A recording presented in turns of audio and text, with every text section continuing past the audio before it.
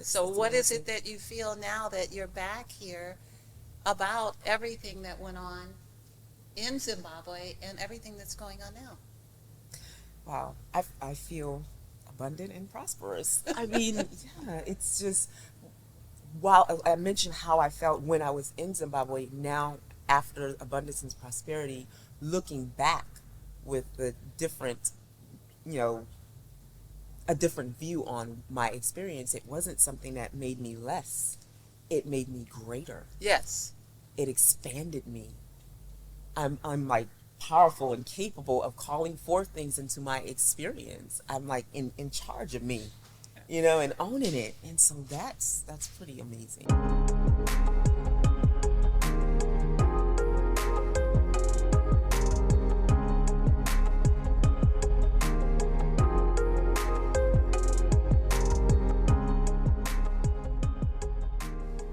Welcome back to Call for the Truth. I am LaOta of the Sun, and I'm here today with Tavares of the Sun. And why don't we start calling for the truth right now? All right. So we invite you all, shall we call to see the truth, speak the truth, and hear the truth in all things. And today on Call for the Truth podcast, we have our guest, Tomica of the Sun. I'm going to go ahead and list the accolades. Mommy of 5. Yes. Edutainment Artist. Edutainment. I think you get what that means. Edutainment Artist. Mommy Mika, the founder of Motherly Music Movement. Would you tell us a little bit about that? You're here with us today primarily to go over stories of abundance and prosperity, and you all are in for a treat. This is a trippy story, so really looking forward to it. But go ahead and kick us off. Absolutely. Thank you, Tavares, for that lovely introduction. LaOta. It is a pleasure to be here with you. As Tavares shared, I am Tomica Singleton, and my last name kind of indicates I love to sing a ton. The edutainment artist, educating and entertaining at the same time. Mommy Mika is my stage name. Motherly Music Movement is the movement, and I grew up in South Carolina, right off in the rural parts of South Carolina. The South. Dirty South. And at the age of 11, my mom got married. I moved north to a military man. Moved north to Maine.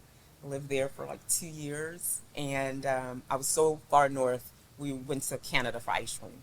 So from there, we went to Japan. And I lived there for 4 years. My adventurous spirit was really brought to life while living outside of the country, and I just thirsted for more exploration, more adventures, and ultimately received what I called for. And after coming back at the age of 16 to America, North Carolina, graduated high school, went to college down in Florida, found my way out to Kansas, where I married a partner and had then 4 children. I'm on the East Coast, living my life in the DC metro area, working and doing all kinds of things. And my partner was from Africa.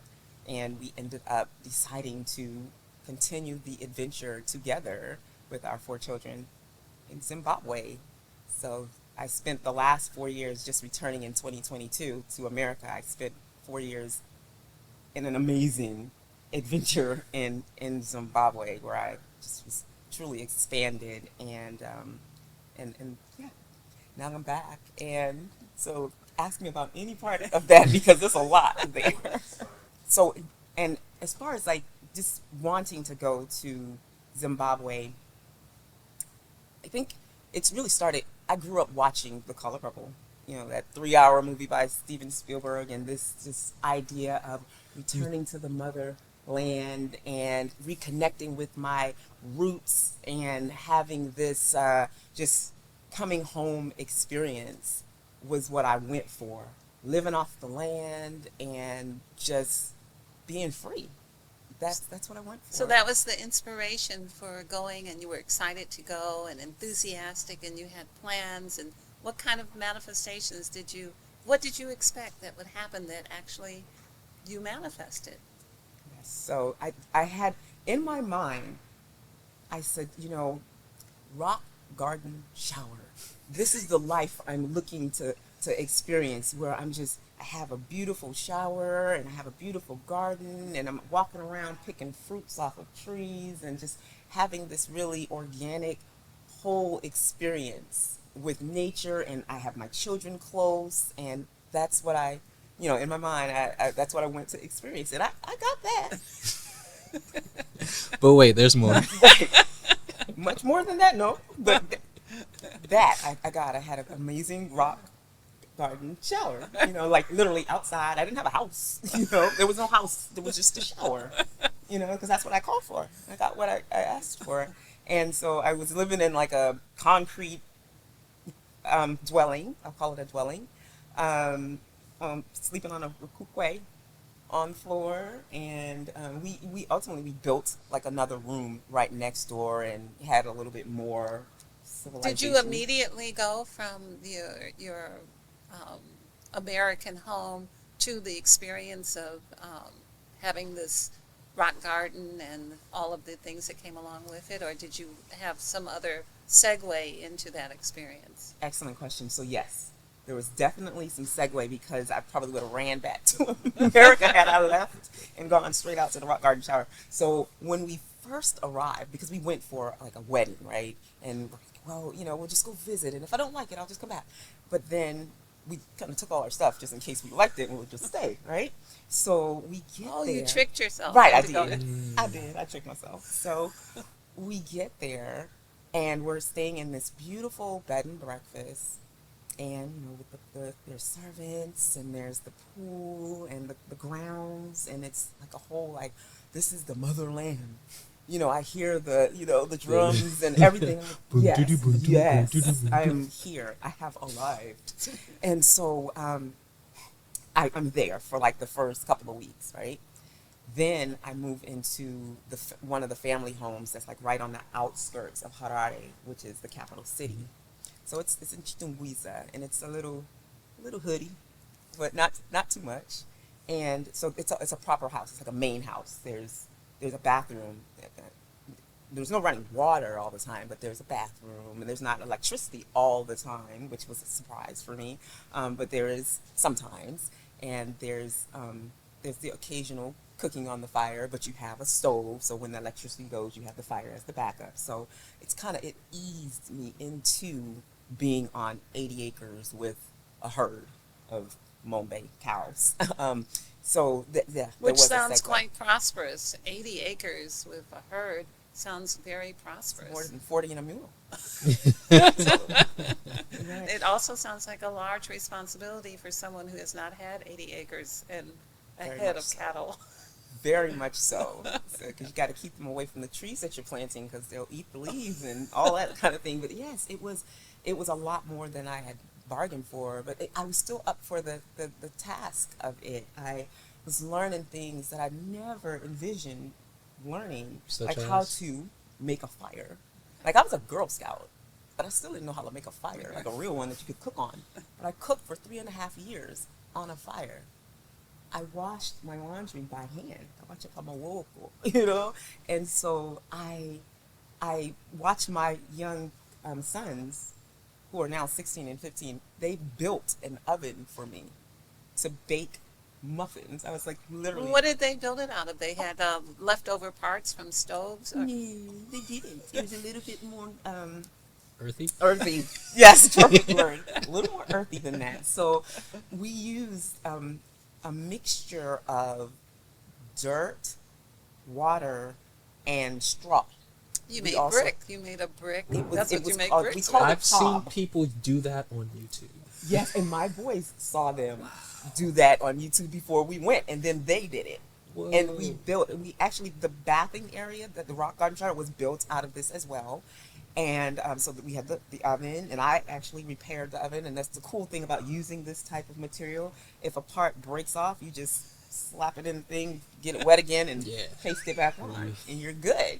So no need to call your children became more expanded too, because I assume you needed an oven for something? Yes, I needed an oven because I wanted to bake.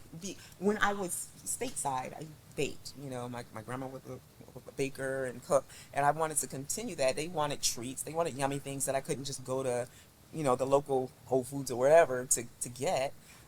So I needed something to cook. And initially I was cooking in a cast iron pot on top of the fire, and it took a long time. I would turn over the lid and put marash or ashes on top, and then you have the fire underneath, and it just took a long time to cook that way. But constructing an oven, then you trap the heat and So you learned how to make an oven out of a cast iron skillet before you learned how to make a dirt oven, and your sons did it and you learned to repair it? right.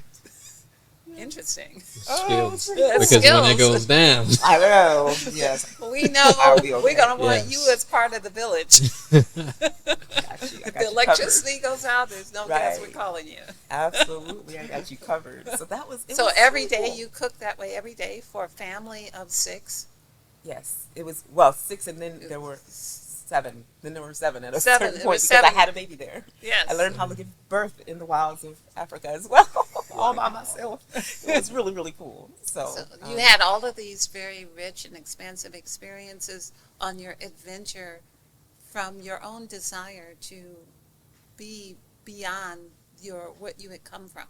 yes, absolutely. And the interesting thing about that is, as I was going through this, I wasn't looking at it that way. I now, and I know we're going to get to abundance and prosperity, having experienced several months of abundance and prosperity, I can look back on the experience and see it to be rich and something that added to me. So Wow. what did you feel during the course of, we can understand all of the stateside things, but many people have not been in a situation where they had very little resources to work with, like natural resources, like metal pots, muffin pans, Right. dirt Yeah. to make. And I mean, it was overwhelming. Someone who actually, I'll call her a close associate who I worked with prior to moving over to Zim, she said, when I let her know that I was going, she said, your comfort zone is going to be expanded. I had no idea I'm like, what do you mean? And lo and behold, I came to understand what she was meaning by that, because pulling up your water from a well, and there's termites in the water, or maybe a rat or something like that, and then you got to chunk it out, go get some more water, and you drink this water, you cook with this water, you bathe with this water. That's not something that I would ever in my wildest imagination see me doing. The But- thing that I think is very noteworthy is the fact that this may be a situation that people need to have this understanding as things happen, as more people want to live off the grid. Many people are preppers. Many people are considering being in communities that are not near civilization, and they don't have the skill set, and some of them don't even have a well. Mm. So you have already learned to do this, although I think it was basically 80 degrees every day where you were, or was there cold? Did it get cold? There were, I don't know how cold it got. However, we were in one of the colder parts of Zimbabwe. We were in headlands, right? Mm-hmm. So the weather was really, really wonderful. That was one of my favorite parts of Zimbabwe, right outside of Sunshine City is what they called Harare. So we had great weather, and it did get a little cool, but never like cold to where it was unbearable. Because we didn't have like AC or heating in our dwellings. So you can cook outside in comfortable weather for all intent and purposes. Most of the time, except for the rainy season. When it's raining, I literally had an umbrella. They would hold the umbrella over me as I was cooking. Really? Yes. And then we kind of remodeled the kitchen, because there was okay. So let me back up. The land where we were, there was family already living there that was a part of the land, like as far as they were the caretakers for the family, and they had a kitchen hut, the traditional hut, and so as to not impose on this other person's space, I'm not going to go in there and take over your kitchen, even though I'm part of the family. I cook off by myself for my family, and so initially I was cooking on like we called it a rocket stove, which was a piece of I don't know, like a shaft for directing heat when you're drying tobacco. We kind of took it off of the barn and made it into something where you could put wood and things down here, and then because of the way that it was constructed, the heat would kind of like a rocket go up, and then we put a like slab of metal on top of that, and that's where I was cooking, and that was just completely outside. Wow. And then because it would rain so much, and then I would need someone holding an umbrella over me, we decided, okay, let's remodel this outside kitchen. So we took out, made windows so that you can kind of see out and breathe, because when you're cooking on the fire, you got the smoke inhalation thing going on. It's bad for your lungs. So during this process of learning all of these skills and all of this understanding that is not available here in the West, people don't know how to start a fire, let alone how to cook on one every day in the rain, on a rocket stove or a homemade mud oven, or on a fire with a cast iron skillet. So you don't usually learn that when you go out to camp. You don't usually learn that. Right. And this idea of the well and what's in the well, these are all experiences that, how did you feel about that at the time? And then we'll talk about how do you feel about it Okay. now. At the time, it was a little frustrating because it's not what I expected. Yeah, you expected picking fruit, Fruit, paradise, and and with The children. rock garden shower. rock The- shower. and having these leisurely showers, you know, and that's it. And so because it wasn't any more than what I had called for, I was kind of like, what the? I've been shafted. Like, where's the rest of my house? And when is it going to come? I need it now because I can't just live outside, and this is too much. And it was overwhelming. And I was, yeah, like I said, frustrated and a little disappointed, and just, you know. Introductory energetic clearing. This shamanic clearing specifically targets addictions, negative thought forms, anger spheres, and more. Of the Sun cleans and clears the primary things affecting our energetic body and gives us tools to support our healing journey. This service is priced perfectly for your regular energetic maintenance. Recommended use is once a month.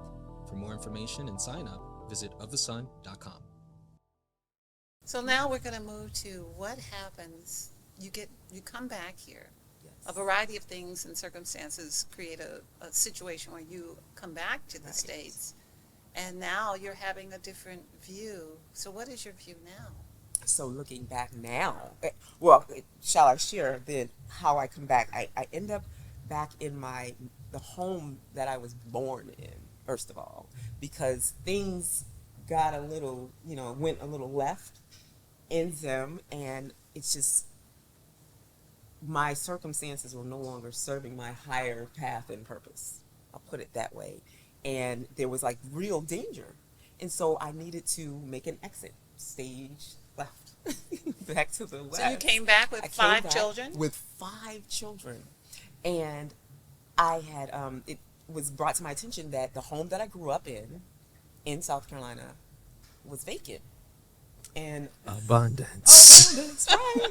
And so I was like, okay, so I check and I'm able to move into this home. So coming back post-pandemic and, 4 years away, nothing to my name really, and able to move into a clean, new space. Literally the floors are brand new. I'm taking the tape off of the oven. It's like the house was like, there were bowls all around it because it was Christmas time. So were you saying that while you were in Zimbabwe, you were asking for a house? Right. I love it. Because I was. I really Not was. just a garden rock shower this time. That's I must say, this is a good lesson on being specific on what Yes, you're calling I want for. a whole house. Like, Well, so when you were cooking over the fire, you were thinking you wanted a whole house. I wanted a main And so house. you came back and found yourself whole house. with a house. You were not employed. You had 5 children. You were a single mother, and you had a brand new house. So this is abundance and prosperity, this story. You got some How about juice. that? I think you just had a moment. I did. I'm like, Siri, good. I love it because that's exactly what happened. It was And so then- awesome. You and I connected, and we had connected while you were in Right. Zimbabwe. And so when you and I connected, there became an opportunity for you to work with Of the Sun in the Abundance and Prosperity Department. Absolutely. As the director of Abundance and Prosperity Meditations. Yes. Which, can you give us a little sample of that? What's the calling forth? Okay. Shall we call forth aid and support from all that is? We are one with all that is. It is flowing through us now. We feel the universal life energy of all that is. Thank you, thank you, thank you. So this is what you do for us at Of the Sun. You sing this beautiful meditation. And what has happened since you've been doing that? We might spend less time on what hasn't happened. Oh my goodness. The floodgates literally have opened. Like everywhere I turn, there's abundance and prosperity. For example? For example, I can literally walk into a store and people are gifting me things. People that I don't know. Can I buy that skirt for you? Oh my goodness, you smile. Do you realize what your smile just did for me? These are things that people have said. I'm thinking, I need a pencil sharpener. I need a pencil sharpener, right?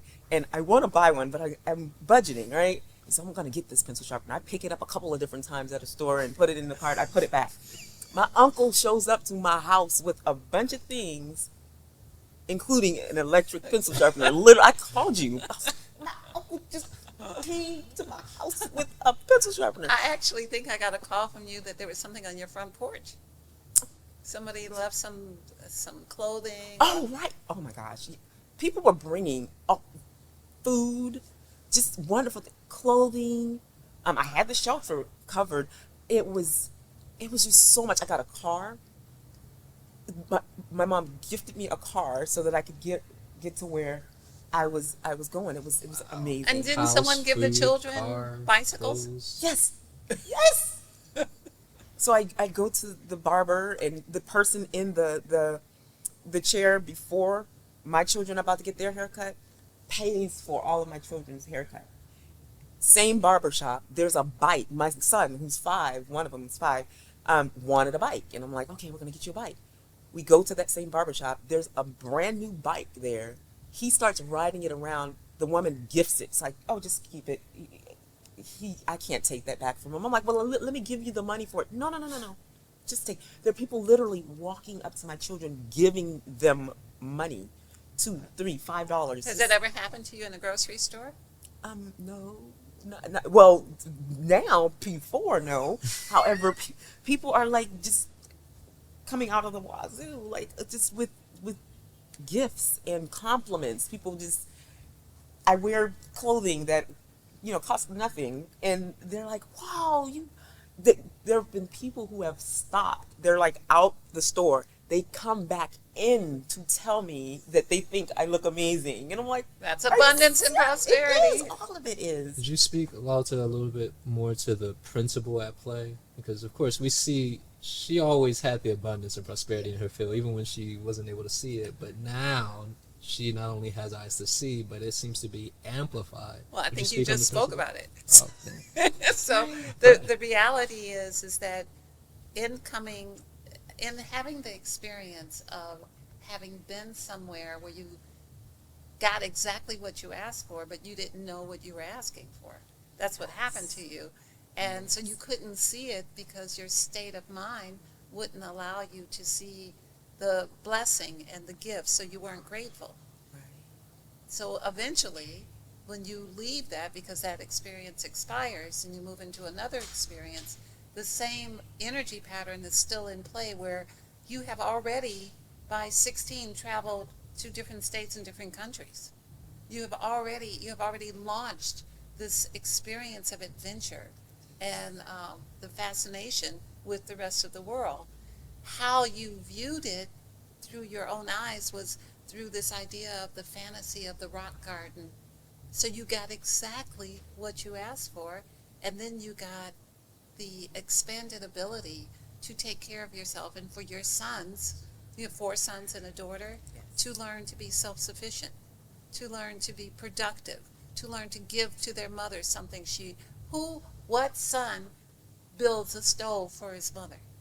What a wonderful gift for the son and the mother. Yes. You know, all of this expansion, and then you come back to the States and people see this beauty on you. They see this, oh my goodness, you are different than everyone else, and your being in my presence enlightens me. Let me give your child something. Let me pay for their haircuts. Let me pay for your clothes at the shop. Let me, and I know that that's happened several times because you said, they did it again. You call me up and like, somebody paid for my clothes again. You know, I got, or you get a deal. Like, I got 5 shirts for $15 for my children, or some kind of amazing situation. And opportunities where I can actually, instead of committing to, like, say, a 9 to 5, where I have to go and, you know, be there and away from the children and not be flexible, I'm getting opportunities to do things that I love, to perform my music for children, and then they're responding to me. And when I'm seen out and about in the community, the children are running up to me going, Mommy Mika, that's abundance and prosperity too. So what I understand that you do is you write and compose and sing music for the children in libraries and at schools and at special events and anywhere where people will honor that. Yes. And give gratitude by paying. And sometimes then they don't pay. Right. And so now you've become a semi-celebrity. You know, I feel that way. Well, that's the thing, isn't it? Yeah. So what is it that you feel now that you're back here about everything that went on in Zimbabwe and everything that's going on now? Wow, I feel abundant and prosperous. I mean, yeah, it's just, while I mentioned how I felt when I was in Zimbabwe, now after abundance and prosperity, looking back with the different, you know, a different view on my experience, it wasn't something that made me less. It made me greater. Yes. It expanded me. I'm like powerful and capable of calling forth things into my experience. I'm like in charge of me, you know, and owning it. And so that's pretty amazing. It actually is. It's so interesting that this principle of what we are grateful for is what serves us and gives us more. So in this, when you came back and you started working with Of the Sun and you started singing that beautiful song of abundance and prosperity, even though you didn't recognize every single aspect, you recognize that the opportunity of being in the house, you recognize that you got a car, you recognize that the children were being gifted, that you had family that were supporting you, all of these things, and you were grateful for it.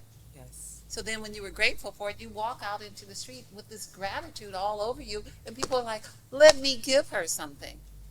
I'm in the barbershop, and I'm grateful, and they're like, look at this grateful woman. Let's give her something else to be grateful for. That's actually how it works. I can see That's it. how gratitude works. can And so I totally think see it's it. a very interesting experience for you to have, and it seems very rich, and you wear it well. Thank you. Well, I'd say before we go, may we do a call for the truth card pool? Absolutely.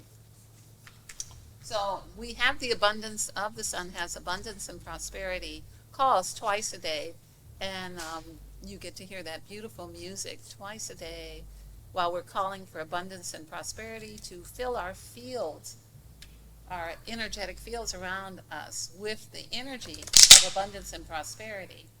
And given that Tomica got here with the wealth of 5 children and no things, How that happened? she had the wealth of the wonderful life that she sustained and brought forth, and now you have a few things. Yes, I do. So this is our call for truth cards, and I'm going to knock on the door and let them know I'm coming. I have a question, or actually I'm going to ask Tavares if you have a question, and ask Tomica if you will pull the card. Tavares, do you have a question? Yes. Okay. Has to see the truth of Tomica's experience. And Tomica, if you will pull one card, any card, just pick a card, any card, little girl. What does your card say? Yes. Freedom. Freedom. Would you read your I love card? it. Flexibility allows us to be free spiritually, mentally, physically, and emotionally. When we are not free, we become stagnant. So there's nothing about your story that was stagnant?